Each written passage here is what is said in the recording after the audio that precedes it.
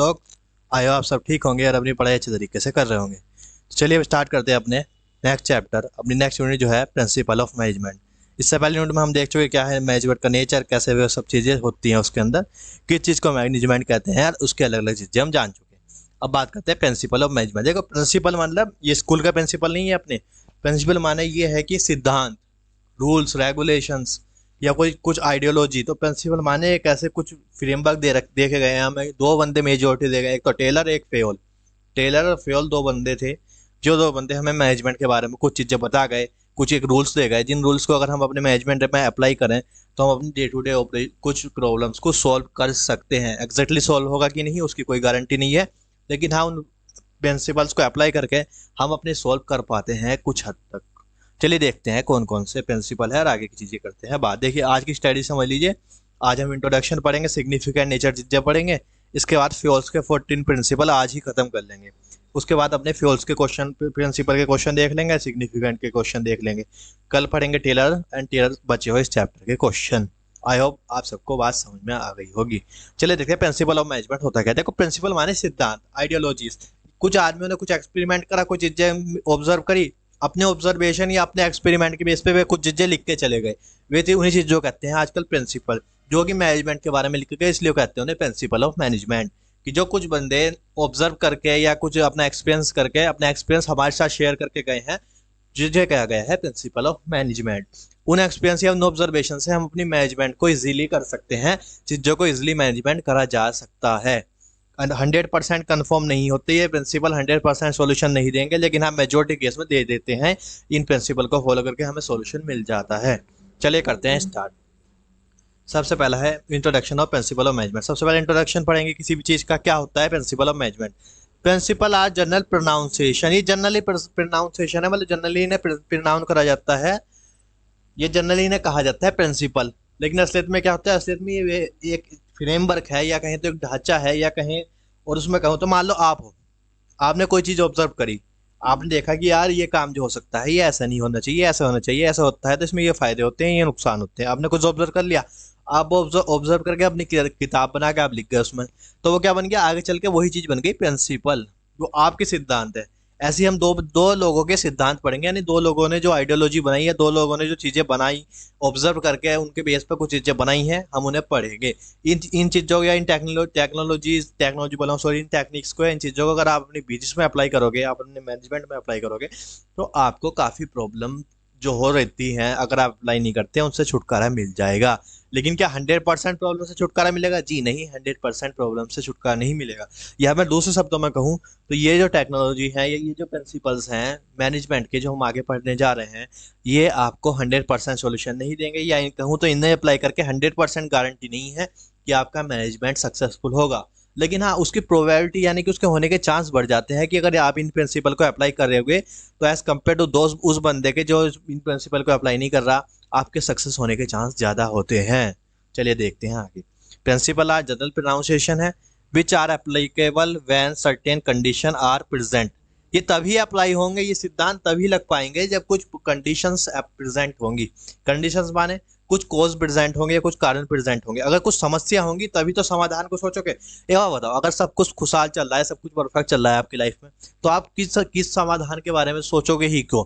समाधान तभी सोचते जब मान लो आप नहीं, कोई बंदा मान लो बीमार है, किसी बंदे को फीवर है, तभी वो डॉक्टर पास जाएगा, कहेगा सर आप मुझे पैरासीटामोल दो या मुझे चेक करो, मुझे दवाइयाँ दो। दवाइयाँ तभी तो मांगे जब बंदे को कुछ बीमारी होगी। अब बंदा बीमारी नहीं है तो क्यों दवाई लेने जाएगा? लॉजिकल चीज़ है ना यार। देखो वही चीज़ ये कह रहा है, जब कुछ कंडीशन होती है प्रेजेंट उसमें, मतलब मैं उस बिजनेस में या उस बिजनेस के मैनेजमेंट में, तभी हम इन प्रिंसिपल को अप्लाई करने का सोचते हैं। ये कह रहा है इसके बारे में। Principle help managers to take decision while performing their function. तो जो बिजनेस के मैनेजर्स होते हैं, यानी जो मैनेजमेंट होता है, बिजनेस का मैनेजमेंट कौन होता है? टॉप लेवल में कौन कौन था हमने पढ़ा था, देखो जल्दी से याद करो। टॉप लेवल में कौन कौन सा मैनेजमेंट था? CEO, CFO, MD, chairperson. CEO, CFO, MD, chairperson, इनके क्या भी होते थे? ये बड़े बड़े डिसीजन लेते थे, जैसे क्या बोलते हैं अपना मर्जर, अमलगमेशन, ऐसे डिसीजन लेते थे जो पूरी की पूरी बिजनेस को इम्पैक्ट करेंगे, किसी पर्टिकुलर फंक्शन के या किसी पर्टिकुलर डिपार्टमेंट को नहीं। उसके बाद हमने पढ़ा था फंक्शनल मैनेजमेंट। फंक्शनल मैनेजमेंट क्या था, दोबारा से फटाफट याद करो मेरे साथ। जो एक पर्टिकुलर फंक्शन का मैनेजर होता है, जैसे कि एचआर का फंक्शन, सेल्स का फंक्शन, परचेस का फंक्शन, इसे कहते हैं फंक्शनल मैनेजमेंट। इनके एचआर मैनेजर, सेल्स मैनेजर इनके अंदर आते थे। उसके बाद हमने पढ़ा था लास्ट वाला क्या बोलते अपना, क्या बोलते अपना टॉप मिडल लोअर लेवल वाला। लोअर लेवल वाले में कौन कराते थे, जैसे क्या बोलते हैं फंक्शनल फोरमैनशिप, वो फंक्शनल फोरमैनशिप बोल रहा हूँ, अपने जो वर्कर से ऊपर होते हैं ना, जो वर्कर को सुपरवाइज करते हैं, सुपरवाइजर वगैरह बेस आ जाते हैं तीसरे लेवल में, उनके नीचे आते हैं वर्कर। वो मैंने आपको एक पिरामिड बना हुआ दिखाया था, पिरामिड बना हुआ था नहीं, हाँ ठीक है। तो वही कह रहा है, तो अलग अलग लेवल के जो मैनेजमेंट होते हैं वो इन जो हम प्रिंसिपल अब पढ़ने जा रहे हैं, इन प्रिंसिपल को इस्तेमाल करते हैं अपनी डिसीजन मेकिंग में और अपनी फंक्शनिंग में। आई होप अब आपको क्लियर होगा क्या होता है प्रिंसिपल। फिर से एक बार समझ देखो, मैरिज प्रिंसिपल क्या होते हैं, सिद्धांत, आइडियोलॉजीज। कुछ बंदों ने कुछ चीज ऑब्जर्व करी, कुछ चीज एक्सपीरियंस करी, उन एक्सपीरियंस और उन ऑब्जर्वेशन को भी अपनी किताब के अंदर लिख के चले गए, जो किताब आगे चल के बन गई, जिसके अंदर से कहते हैं मैनेजमेंट ऑफ सिद्धांत, यानी कि प्रिंसिपल्स ऑफ मैनेजमेंट। मेजोरिटी दो बंदों के प्रिंसिपल हम इसमें पढ़ते हैं। एक तो हमारे फ्योल बाबा हैं, जिन्होंने 14 सिद्धांत दिए, रुके ही नहीं, 14 से पहले रुके ही नहीं। और दूसरे हमारे टेलर हैं, उन्होंने कुछ सिद्धांत भी दिए, कुछ टेक्निक्स अलग चीज है, टेक्निक्स भी बताएं। बहरहाल ये सिद्धांत या ये टेक्नोलॉजीज का टेक्निक्स का इस्तेमाल किस चीज के लिए हुआ है, ये जो क्या बोलते हैं प्रिंसिपल्स या टेक्निक्स देखे गए हमारे कुछ महान इंसान, इनका इस्तेमाल हम अपने जो बिजनेस की डे टू डे प्रॉब्लम्स होती हैं, समस्याएं होती हैं, उनका समाधान करने के लिए या फिर डिसीजन मेकिंग पर्पज से इस्तेमाल करते हैं। आई होप अब आपको क्लियर होगा। This has been develop on the basis of observation and experience. जैसे जैसे आप ऑब्जर्व, अरे यार आप खुद हो, कल के दिन को आप खुद किसी बिजनेस के मैनेजर बनोगे ना, आप खुद इतनी चीज ऑब्जर्व कर लोगे, कोई नई चीजें ऑब्जर्व करोगे, इतनी चीजें आपको खुद एक्सपीरियंस होंगी कि आप कहोगे कि यार ये तो कुछ प्रिंसिपल नहीं, मेरा खुद का प्रिंसिपल होगा। ऐसा आप खुद ऑब्जर्व कर लोगे। तो ये सब एक्सपीरियंस आदमी बंदे के ऊपर बात है, बंदा कितना ओपन माइंडेड है या बंदे की सोचने की क्षमता कितनी है। लेकिन आप जब खुद जाओगे, आप खुद भी चीजें एक्सपीरियंस करोगे, आप खुद भी कहोगे कि यार ये भी एक चीज होनी चाहिए जो इस बिजनेस के अंदर नहीं है, और ये ना फ्यूल के सिद्धांत में आता था ना टेलर के सिद्धांत में कहीं आ रहा है, ये अलग से होना चाहिए। तो ऐसा आप ऑब्जर्व करोगे। क्या आप लिख दोगे, लिख भी सकते हो, पर आपकी मान्यता होगी कि नहीं वो डिपेंड करता है आपके जो प्रिंसिपल होंगे, यानी आप जो चीज आपने चीज ऑब्जर्व करी वो कितनी बेनिफिशियल है या कितनी इफेक्टिव है। चलिए ठीक है, अब आप समझ गए होंगे। फिर से एक बार बता देता हूँ, देखिए क्योंकि ये बेस है, मैं बेस पे इसलिए टाइम दे रहा हूँ क्योंकि बेस क्लियर होगा तभी आप आगे बढ़ पाओगे। प्रिंसिपल माने सिद्धांत। कुछ बंदे कुछ चीज ऑब्जर्व करके गए, कुछ चीज एक्सपीरियंस करके गए, और उन्होंने अपनी एक्सपीरियंस और ऑब्जर्वेशन को एक किताब के अंदर लिख दिया, जो ही किताब आगे चल के बन गई प्रिंसिपल्स ऑफ मैनेजमेंट। मेजोरिटी दो बंदे थे, एक तो थे फेयोल और एक थे अपने टेलर। आगे हम पढ़ेंगे उन्होंने क्या क्या दिए। फेयोल ने 14 प्रिंसिपल दिए, टेलर ने कुछ प्रिंसिपल दिए, कुछ टेक्निक्स बताई। ठीक, ये क्या ये प्रिंसिपल टेक्निक्स हम हर टाइम अप्लाई करते हैं? जी नहीं, हर टाइम नहीं। ये हमें डिपेंड करना होता है जब कब डिसीजन मेकिंग ले रहे हैं, क्या समस्या है, समस्या के बेस पे इन चीज़ों को अप्लाई करते हैं हम चलेंगे। ठीक, ये कैसे डेवलप होते हैं मैं बता चुका। आज जो बंदे होते हैं वह ऑब्जर्व करते हैं या फिर कहें तो एक्सपीरियंस करते हैं, उसके बेस पे चीज़ें डेवलप होती हैं।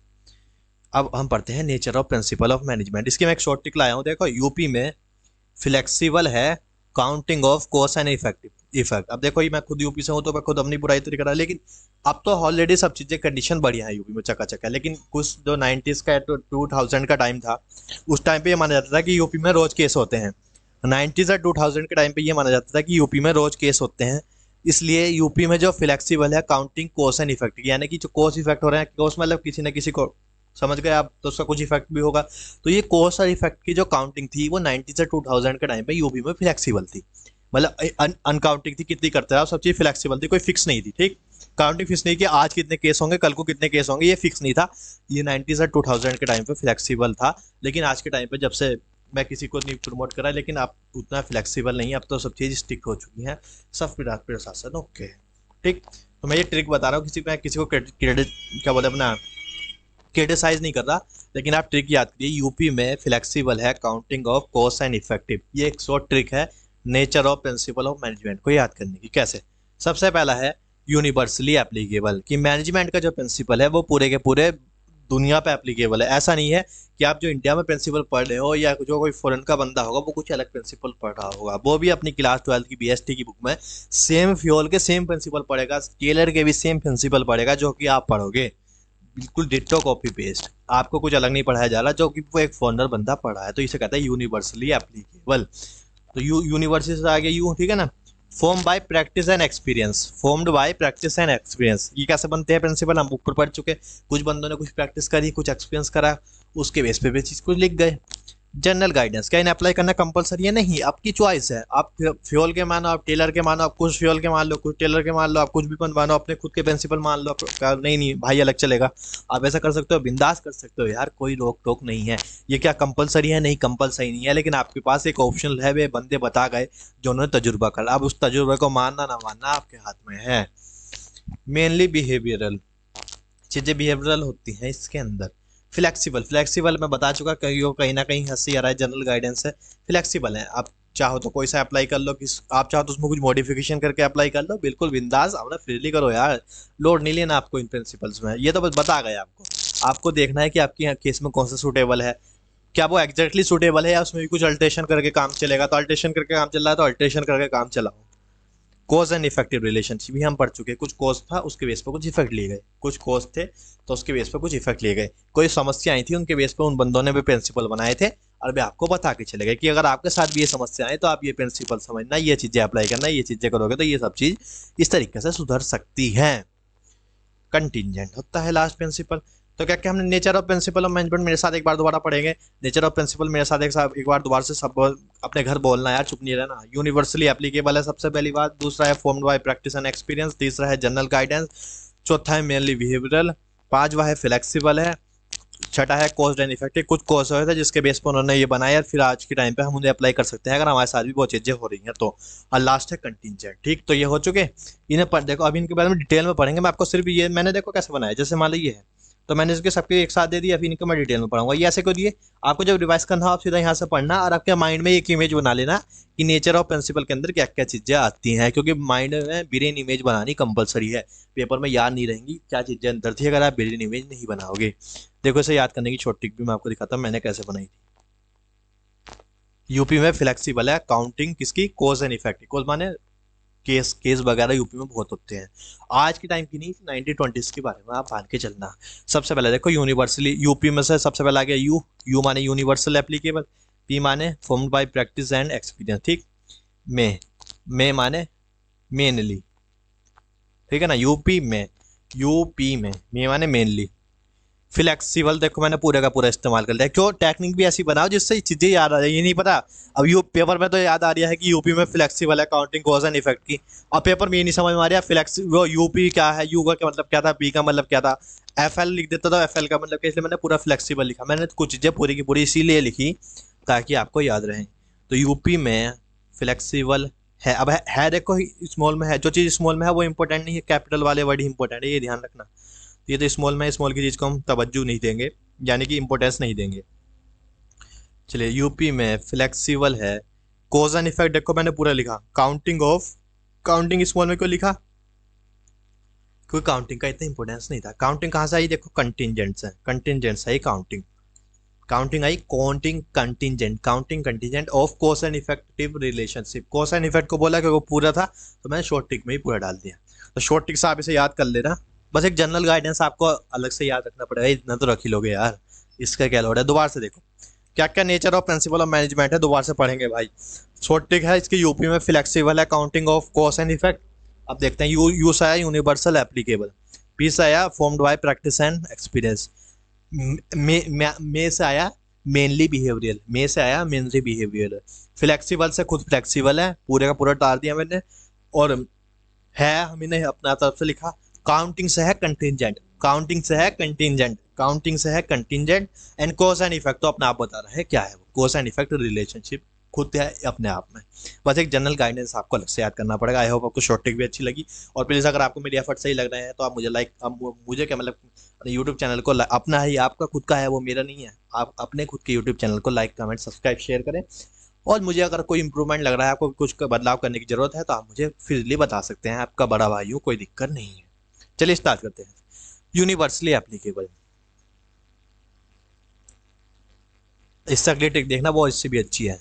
The principle of management are intended to apply all types of organisation. सब टाइप ऑफ ऑर्गेनाइजेशन में प्रिंसिपल लग जाते हैं, अब लगाना आपका काम है, लेकिन ये प्रिंसिपल हर टाइप के ऑर्गेनाइजेशन में लग जाते हैं, चाहे छोटी ऑर्गेनाइजेशन हो, बड़ी हो, मीडियम साइज हो, लार्ज हो, एमएनसी हो। एमएनसी मतलब मल्टीनेशनल कॉर्पोरेशन, जिसकी 2 या 2 से ज़्यादा देशों में ऑपरेशन चलते हैं, चाहे प्राइवेट सेक्टर की हो, मैन्युफैक्चरिंग हो या सर्विस सेक्टर से भी फर्क नहीं पड़ता। ठीक। Form by practice and experience का मतलब क्या है? जो प्रिंसिपल बने हैं, जो भी सिद्धांत बने हैं, ये कुछ बंदों ने कोई चीज़ एक्सपीरियंस करी या कोई चीज़ें प्रैक्टिस करी, उसके बेस पर उन बंदों ने बनाए। मेजोरिटी दो बंदों ने बनाए, एक तो हमारे फ्यूल बाबा थे, एक हमने टेलर बाबा थे। उनकी आगे हम चर्चा करेंगे। जनरल गाइडेंस, ये जनरली है, आपको जरूरी नहीं है आप इन्हीं ऑप्ट करें, आप कुछ इनमें बदलाव कर सकते हैं या कोई चीज़ें आप इनमें प्लस माइनस कर सकते हैं। Guidance, the principle guidance are active but do not provide readymade stack solution of all the problem. लेकिन क्या ये सारी की सारी प्रॉब्लम को सॉल्व करेंगे? मैं आपको पहले ही बता चुका, ये सारी प्रॉब्लम को सॉल्व नहीं कर पाएंगे, क्योंकि वे बंदे आज से 20 40 50 साल पहले ये चीज़ें बना के चले गए। 40-50 साल में बहुत चीज़ बदल गई यार, अब पहले जैसी चीज़ नहीं रही, हर साल चीज़ें बदलती हैं। तो जो 40-50 साल पहले बनी हुई टेक्निक है, वे आज भी थोड़ी बहुत तो आज भी इफेक्टिव हैं, ये एक बड़ी बात है। लेकिन वे आज की सारी प्रॉब्लम को सॉल्व नहीं कर पाएंगे, क्योंकि मॉडर्न वर्ल्ड की मॉडर्न प्रॉब्लम होती है, उसके मॉडर्न सॉल्यूशन लगेंगे, तो ये सारी चीज़ें सॉल्व नहीं कर पाएंगे, यानी कि सब चीज़ों का सॉल्यूशन ये प्रिंसिपल नहीं दे पाएंगे। लेकिन हाँ, मेजोरिटी जो आपकी समस्याएं होंगी उनको ये सॉल्व कर पाएंगे कुछ हद तक। ठीक है। क्यों नहीं कर पा रहे मैं आपको बता दिया, क्योंकि ये आज से 50-60 साल पहले बनी हुई चीज़ें हैं, और आज से 50 साल पहले कुछ और कंडीशन थी, आज की कुछ और कंडीशन है। इसलिए आज की कंडीशन के हिसाब से ये चीज़ें पूरी रियलिस्टिक नहीं हो पाती, या कहें तो ये चीज़ें पूरी तरीके से एप्लीकेबल नहीं हो पाती। मेनली बिहेवियरल मतलब क्या? Management principle aims at influencing behaviour of human beings, therefore principle of management are mainly behavioural in nature. क्यों? क्या है जो ये मैनेजमेंट की प्रिंसिपल है, ये बात करते हैं इंसान मतलब ह्यूमन बींग्स, यानी कि जो हमारी लेवल वगैरह है या हमारा मैनेजमेंट है, उससे कैसे अच्छे तरीके से काम कराएं या क्या उसका हो सकता है, उसके बारे में बात करता है। ये कुछ चीज़ मिस कर रहा है। क्या कर रहा है ये अदर रिसोर्स को मिस कर रहा है। यानी कि जो मैनेजमेंट का प्रिंसिपल्स है, ये सिर्फ ह्यूमन रिसोर्स यानी कि एचआर की बात करता है। जो टेक्नोलॉजी है या जो अपनी रॉ मटेरियल है या जो और भी चीज़ें हैं, उन सब चीज़ों को ये इग्नोर करके चलता है कहीं ना कहीं। इसका जो मेनली फोकस है वो सिर्फ इंसान पे है, ह्यूमन रिसोर्स पे है, ह्यूमन रिसोर्स के बिहेवियर पे है। इन प्रिंसिपल का जो मेन फोकस है वो ह्यूमन रिसोर्स पे है और उसके बिहेवियर पे है। इसीलिए इसमें इन्हें क्या बोलते अपना, इसे बिहेवियरल प्रिंसिपल कहा जाता है, या कहे तो मेनली बिहेवियरली कहा जाता है इन प्रिंसिपल्स को। क्यों कहा जा रहा है? क्योंकि इनका पर्पस एक ह्यूमन जो बंदा है ना, बंदा इंसान बंदा क्या बोलते हैं अपना, इसे चाहे लेबर हो चाहे मैनेजर हो, उसके बारे में बात करता है। ये कभी रॉ मेटेरियल के बारे में, आप जब मेरे साथ प्रिंसिपल पढ़ोगे ना आने वाले टाइम में, कभी आप ये नहीं पढ़ोगे कि वो किसी मशीन के बारे में बात कर रहा है, किसी रॉ मेटेरियल के। तभी तो मैं बोला आज से 50 साल 60 पहले इतनी मशीन का इस्तेमाल नहीं होता था। क्या बोलते हैं अपना, लेबर इंटेंसिव टेक्नोलॉजी ज़्यादा थी, कैपिटल इंटेंसिव कम थी। तो ये प्रिंसिपल जब बनी, ये भी लेबर इंटेंसिव टेक्नोलॉजी के हिसाब से ही बने कहीं ना कहीं। लेकिन आज जो दुनिया है वो कैपिटल इंटेंसिव की तरफ बहुत चल पड़ी है। मैनेजमेंट कैपिटल इंटेंसिव हो चुका है, इसलिए सारी समस्या है उनका समाधान ये नहीं कर पाता। ये सिर्फ एचआर यानी जो आपके बंदे हैं, आप बंदों को कैसे मैनेज करें अच्छे तरीके से, उसके बारे में ही बताते हैं ये प्रिंसिपल। कभी ये नहीं बताएंगे आपको इस मशीन को कैसे मैनेज करना है या इस रॉ मेटेरियल को कैसे मैनेज करना है, वो ये नहीं बता पाते। उसे बताने में ये असमर्थ हैं। फ्लेक्सिबल है, देखो सबको पता है, नो रिजिड होना है, आपकी मर्जी है, आपको जबरदस्ती नहीं करेगी मानो, नहीं मानना ही पड़ेगा। अभी फ्यूल बाबा उठे दोबारा से, उठने का मतलब आप समझ गए मैं किस चीज़ को कह रहा हूँ। फ्यूल बाबा दोबारा से जाके फ्यूल बाबा कह रहा है जो बंदा मेरा प्रिंसिपल नहीं मानेगा उसको मैं श्राप देता हूँ कि उसकी बिजनेस नहीं चल पाए। कैसे कहेंगे? कभी नहीं कहेंगे यार। ये फ्लेक्सिबल है, ये आपको मानने हैं तो मानिए, नहीं मानने तो आप नहीं मानिए, अपने खुद के कुछ मान लीजिए, आपने खुद नया इनोवेट कर लिया उसको मान लीजिए। ये आपको जबरदस्ती एप्लीकेबल नहीं है। जैसे लॉ है, कंपनी लॉ है, कंपनी लॉ हर कंपनी को एप्लीकेबल है, उसको उसकी इच्छा हो या ना हो उसको मानना पड़ता है। कंपनी लॉ के हिसाब से, कंपनी लॉ के हिसाब में कुछ कंपनी लॉ में कुछ चीज़ें गई हैं मान लीजिए। अब आप +2 के हैं तो आपको क्या बताऊँ कंपनी लॉ का डिटेल, इतना तो आपको पता होगा ही होगा, आप +2 में है तो इतना आपको पता होगा। जो प्राइवेट कंपनी तो समझते ही होंगे, पढ़ाया होगा कहीं ना कहीं। प्राइवेट कंपनी जो होती है उसमें मिनिमम 2 बंदे लगते हैं, सबको पता है प्राइवेट कंपनी में मिनिमम 2 बंदे लगते हैं, सबको इस बारे में जानकारी होनी चाहिए। नहीं है तो आप मैंने आपको बता दिया। तो प्राइवेट कंपनी में 2 बंदे मिनिमम चाहिए, ये कंपनी लॉ बताता है। तो अगर कंपनी एक्ट ने या कंपनी लॉ ने, दोनों में फ़र्क होता है, लेकिन आप अभी एक ही मान के चलिए, अगर कंपनी एक्ट ने कुछ बात कह दी, कंपनी एक्ट ने ये कहा है कि कम से कम 2 बंदे लगेंगे, तो फिर बात खत्म हो गई, कम से कम 2 बंदे लगेंगे, वो आपको मानना ही पड़ेगा। आप एक बंदे से बनाना चाह रहे हो प्राइवेट कंपनी, अरे यार आप बन सकती है, ओबीसी की बात नहीं कर रहा मैं, अदर देन ओबीसी। अगर आप एक बंदे से प्राइवेट कंपनी बनाना चाहो तो उस केस में नहीं बन सकती। प्राइवेट कंपनी खुद की कैपेसिटी में नहीं बन सकती, लेकिन अब एक बंदा भी कुछ कंपनी बना सकता है, वो अलग चीज़ है, वो आपके +2 का पार्ट ही नहीं, तो मैं आपको पता ही नहीं रहा। बहरहाल मैं ये कहना चाहता है कि अगर लोग कोई कायदे कानून में या लो, मैं समझो ट्रैफिक लॉ पढ़े, ट्रैफिक लॉ कहता है कि आप सिग्नल तोड़ोगे तो आपको पे करना पड़ेगा। ट्रैफिक लॉ का फिक्स बात है कि अगर आपने सिग्नल तोड़ा तो आपको पेमेंट करना पड़ेगा, या आपने गलत जगह पार्क करी, आपकी कार उठा के ले जाते हैं, बाद में आपको पेनल्टी पे करके अपनी कार छुड़ानी पड़ती है। फिक्स बात है ना, आप वो चीज़ करोगे तो आपको भुगतना ही पड़ेगा। लेकिन आप जो मैनेजमेंट है, ये नहीं कहा, फ्योल बाबा ने नहीं कहा कि अगर आप मेरे प्रिंसिपल नहीं मानोगे तो मैं आपको फाइन लगा दूंगा, आपकी गाड़ी उठा के ले जाऊंगा, या आपको यो कर दूंगा वो कर दूंगा, ऐसा कुछ कहा? कहीं फ्योल बाबा या टेलर बाबा ने ये नहीं कहा कि आप हमारे सिद्धांत नहीं मानोगे तो आपको पेनल्टी लगेंगी या आपको कंसिक्वेंस भुगतने पड़ेंगे। आपकी चॉइस है, हम कुछ बात समझा के चले गए एज अ बड़े बुजुर्ग, तो आप हमारी बात मानना चाहो तो मानो, नहीं मानना चाहे तो आपकी मर्जी है। तो यही कह रहा है, ये आपको फ्लेक्सिबल है, आपको मानना कंपलसरी नहीं है। It can be modify by manager changing in when the changing environment so demand. इसलिए मैं कह रहा हूँ, क्योंकि ये चीज़ आज से 40-50 साल पहले बनी हुई है। 40-50 साल के जो इन्वायरमेंट था और आज का जो इन्वायरमेंट है, मतलब ये धूप वूप वाला इन्वायरमेंट नहीं, जो बिजनेस का इन्वायरमेंट होता है, अगले चैप्टर में पढ़ेंगे। तो जो 40 साल पहले इन्वायरमेंट था बिजनेस का, जो आज की बिजनेस का इन्वायरमेंट है, वो पूरा बदल चुका है।